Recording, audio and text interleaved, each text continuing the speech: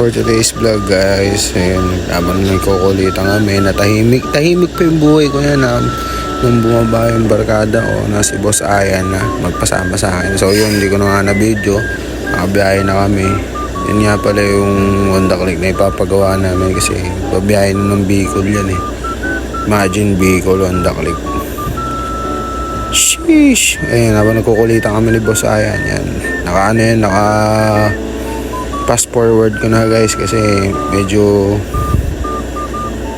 malayo-layo pa yun eh. Haba kasi ng Pulilan ay ng Balukok bypass na yun.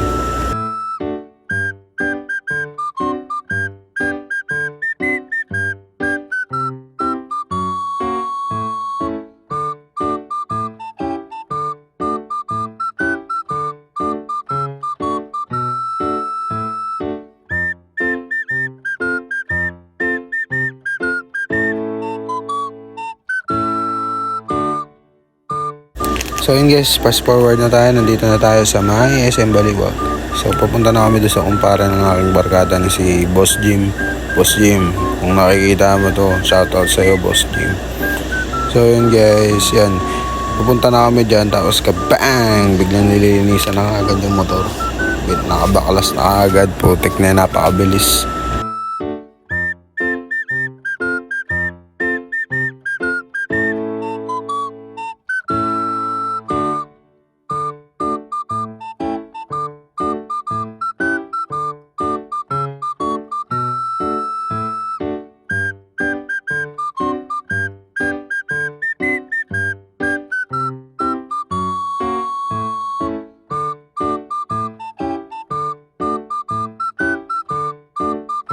Ayan, tumulong na nga si Boss Ayan yan. Ayan yung kapatid ni Boss Jim.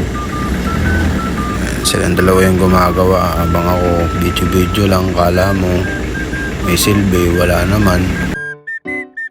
Guys, binubuksan na pala yung panggilid ng Honda Click ni Boss Ayan. Kaya nga nasabi ko, babiyahe ng Bicol yan. Makikita nyo kung ano yung nangyayari sa motor kapag binabiyahe ng malayo, ano yung mga dapat yung maintenance. So yun, napakadumi nga ng panggilid ni Boss Ayan. Yan, tingnan mo, chocolate na yun, no? Parang lupa, no?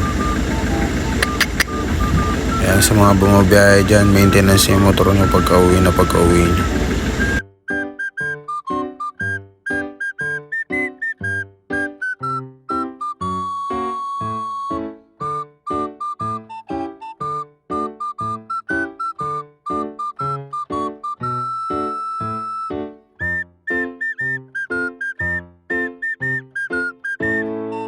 Uwi na kami niyan. Yan, dumakal kami sa may bypass sa may Balukok. So guys, hanggang dito na lang ang aking video. Please like and share.